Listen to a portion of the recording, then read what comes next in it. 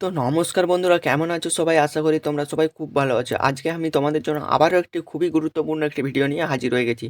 তো আজকে আমি আছি তোমাদের কাছে, আর তোমরা দেখছো তোমাদের পছন্দের চ্যানেল ফ্রেন্ডস টেক সাপোর্ট। তো দেখতে পাচ্ছ ব্যানারে কি বলা হয়েছে, সব কৃষকরা ফসলের ক্ষতির টাকা পাবে, সারের দাম কিন্তু কমানো হলো। অর্থাৎ আজকের ভিডিওতে তোমাদেরকে সব কিছুই এই নিয়ে বিস্তারিত জানিয়ে দেবো। তো কাজে ভিডিওটা শুরু করার পূর্বে তোমাদের কাছে আমার একটি রিকোয়েস্ট, যদি ভিডিওটা ভালো লাগে অবশ্যই একটি লাইক করো এবং চ্যানেলে নতুনবার এসে থাকলে চ্যানেলটিকে সাবস্ক্রাইব করে পাশে থাকা নোটিফিকেশন বেল আইকনটি প্রেস করে আমাদের পাশে থেকো, যাতে এরকমই নিত্য নতুন গুরুত্বপূর্ণ আপডেট সবার আগে তোমাদের কাছে পৌঁছে যায়। এবং যারা অলরেডি সাবস্ক্রাইব করে রেখেছো তাদেরকে জানাই অসংখ্য ধন্যবাদ। তো চলো বেশি কথা না বলে ভিডিওটা শুরু করা যাক।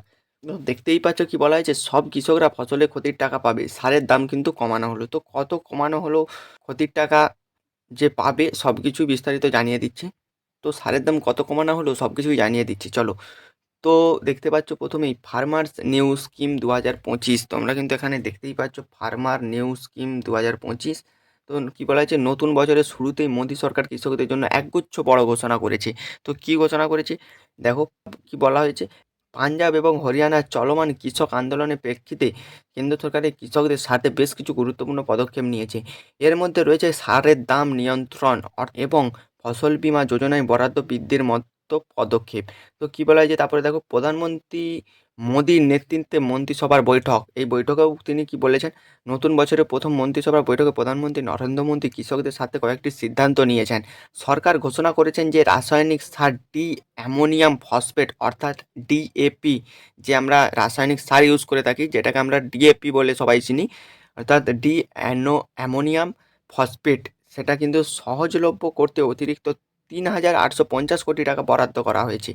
অর্থাৎ দেখো তারপরে কি বলা হয়েছে, সারের দামটা, অর্থাৎ 50 কেজি ডিএপি সারের দাম নির্ধারণ করা হয়েছে মাত্র 1,350 টাকা, যা আন্তর্জাতিক বাজারের তুলনায় প্রায় অর্ধেক।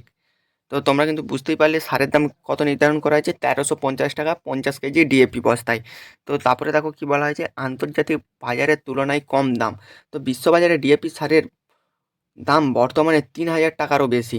তবে কেন্দ্রীয় সরকারের এই নতুন পদক্ষেপের ফলে কৃষকরা খোলা বাজারের তুলনায় অর্ধেক দামে সার পাবে। অর্থাৎ এটা কিন্তু একটা বড় ঘোষণা করেছেন প্রধানমন্ত্রী নরেন্দ্র মোদী। তো তারপরে কি বলা হয়েছে, এটি কৃষকদের জন্য একটি বড় স্বস্তি, যেহেতু আন্তর্জাতিক বাজারের তুলনায় সারের দাম কমানো হয়েছে। তো তোমরা বুঝতেই পারছো, 3,000 টাকায় 50 কেজি ডিএপি কিন্তু কিনতে হতো, এখন সেই ডিএপি অর্ধেকেরও বেশি দাম কমে গেছে। অর্থাৎ তোমাদেরকে কিন্তু এখন যেই দামে তোমাদেরকে ডিএপি 50 কেজি বস্তা কিনতে হবে, তোমরা কিন্তু দেখতেই পাচ্ছ সেই দামটি মাত্র 1,350 টাকা, অর্থাৎ 1,350 টাকা। তোমাদেরকে 3,000 টাকায় 50 কেজি ডিএপি কিন্তু কিনতে হতো, এখন সেই দাম কিন্তু কমে 1,350 টাকায় কিন্তু 50 কেজি ডিএপি তোমরা পেয়ে যাবে। তো দেখো তারপরে কি বলা হয়েছে, তো তারপরে দেখো কি বলা হয়েছে, ফসল বীমা যোজনায় বরাদ্দ বৃদ্ধি। কৃষকদের আর্থিক নিরাপত্তা এবং সুরক্ষার জন্য ফসল বীমা যোজনায় বরাদ্দ বৃদ্ধি করা হয়েছে। নতুনভাবে বরাদ্দের পরিমাণ দাঁড়িয়েছে 69,515 কোটি টাকা। তো দেখতেই পাচ্ছ একটা বড় অ্যামাউন্ট বরাদ্দ করা হয়েছে। এর মধ্যে 800 কোটি টাকা প্রযুক্তিগত আধুনিকীকরণের জন্য এবং কৃষিক্ষেত্রে প্রযুক্তির ব্যবহার বাড়াতে আরও 824.77 কোটি টাকা বরাদ্দ করা হয়েছে। তারপরে দেখো কি বলা হচ্ছে, কৃষক আন্দোলনের প্রেক্ষাপটে সরকারের পদক্ষেপ। তো কৃষক আন্দোলনের অন্যতম প্রধান দাবি ছিল ফসলের ন্যূনতম সহায়ক মূল্য। যদিও এই দাবি পুরোপুরি মেনে নেওয়া হয়নি, তবে সারের দাম কমানো এবং ফসল বীমা যোজনায় বরাদ্দ বৃদ্ধির মাধ্যমে সরকার কৃষকদের কিছুটা স্বস্তি দেওয়ার চেষ্টা করেছেন। আশা করা যায় কৃষকরা এই পদক্ষেপগুলির ফলে কিছুটা উপকার পাবেন এবং তাদের আর্থিক সুরক্ষা বৃদ্ধি পাবে। নতুন বছরের শুরুতে মোদী সরকার এই পদক্ষেপ কৃষকদের জন্য একটি বড় দৃষ্টান্ত হয়ে দাঁড়াবে। সরকার কৃষকদের সুরক্ষা এবং উন্নতির জন্য নানা পদক্ষেপ নিচ্ছে, যা কৃষিক্ষেত্রের উন্নয়ন এবং কৃষকদের জীবনে ইতিবাচক প্রভাব ফেলবে।